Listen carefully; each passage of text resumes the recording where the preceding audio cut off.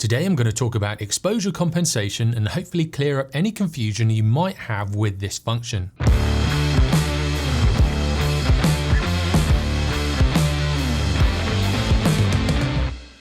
Exposure compensation is one of those settings that's neglected a lot. I've even seen posts about it where someone has put a photo of the exposure compensation dial asking what it is. Now this is fine, and we've all got to start somewhere, and if you were wondering what this dial is, it's such a useful tool when you know how to use it properly. The main thing about exposure compensation is that it really opens up those semi-automatic modes. At first, when you come out of auto and use the P, A or S modes, or P, AV or TV when using Canon, you'll find that your camera might not always get it right. Or you might notice that there's not much difference between the auto mode and these semi-automatic modes. But as soon as you discover exposure compensation and how it interacts with these modes, this is when everything changes. Basically, if you think the camera hasn't quite got it right with the built-in light meter, you can compensate by telling it to underexpose or overexpose the shot by however much you want. It's either a dial like this, or it can be a plus/minus button or an exposure compensation option in your menus. When you change your exposure compensation, it will normally show up on the back of the Sony camera like this, next to the plus/minus logo. In the EVF, there's a scale from -5 to +5, and it will show up as a little tag above this scale. When you push it into the plus figures, that tag will go into the plus figures, and when you push it into the minus figures, it will go into the minus figures.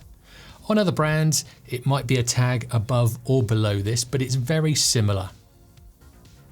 Now the key with using this function is that it needs at least one of the principal settings to be able to change, either aperture, shutter speed or ISO. So if you're in manual mode with manual ISO, the camera won't have control over anything as it's all in manual. So when you do turn the dial in this setting with that ISO set to manual, it'll do absolutely nothing. Therefore, you need to know which mode you put your camera in to get it to work properly for you. As long as one of these three principal settings are being controlled by the camera, this is when you can use exposure compensation. If I keep the camera in manual mode, but I switch it to ISO auto, now I'm telling the camera's built-in meter, I'm controlling aperture and shutter speed, but give me an ISO that will give me a good exposure.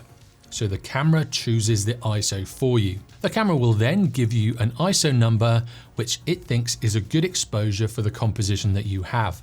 So you're giving control of your ISO over to the camera. If you don't like the exposure the camera has given you, you can nudge it to expose the photo more than the camera decided to by turning the exposure compensation dial towards the plus figures, and this will brighten up the shot. If you think it's too bright, all you do is turn the exposure compensation dial towards the minus figures, and this will drop the exposure and the camera will change the ISO to suit. And that's the key. When you change your exposure compensation, the camera needs one or more settings to change, otherwise it can't change anything. If you're in aperture priority mode, you're controlling the aperture and you're telling the camera to select the right shutter speed for the conditions or the composition that you have. So again, if you don't like the exposure the camera gives you, you can then adjust it with the exposure compensation dial, into the plus figures to brighten up the exposure and into the minus figures to darken down that exposure. If you're in shutter priority, you control the shutter speed and you're giving the camera the control over the aperture. When you half press that shutter button, it will choose the appropriate aperture for the given conditions. Again, if you don't like it, just adjust the exposure compensation dial to suit. By now you should be getting an idea of how it works. Into the plus figures to brighten up your exposure, into the minus figures to darken down your exposure. Now in P or program mode, it will change both the aperture and the shutter speed as you turn that exposure compensation dial. So again, if you don't like what the camera has given you, nudge it one way or the other. Now in any of these modes, when you have auto ISO on as well, different cameras will act in different ways depending on your brand and your model of camera. But what it should do is keep the ISO as low as possible and change either the shutter speed or the aperture first, depending on which mode you're in.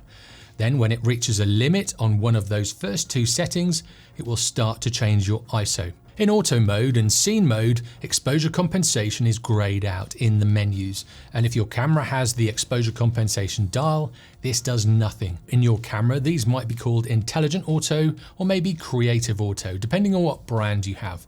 But in these modes, we're giving up all control to the camera, and all you'll be doing is looking and selecting the composition for your frame. So this is one of the many reasons why it's great to get out of auto.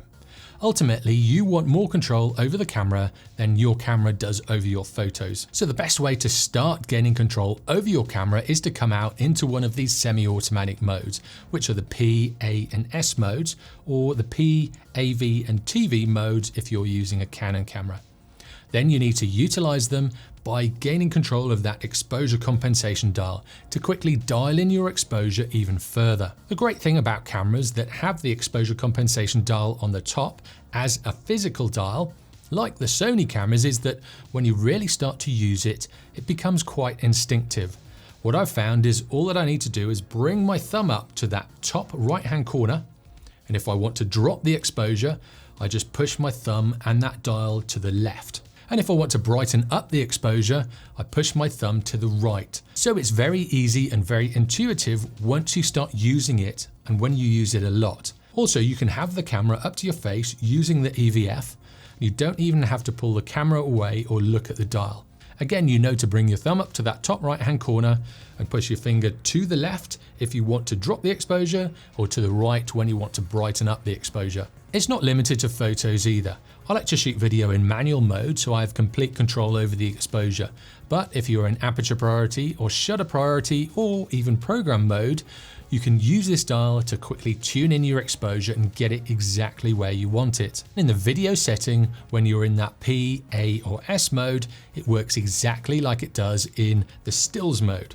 So you push it to the plus figures to add lights and brighten up your exposure, and you push it to the minus figures to darken down your shot, decreasing the amount of light that comes into your camera. Now, do you use exposure compensation in these modes, or is it new to you?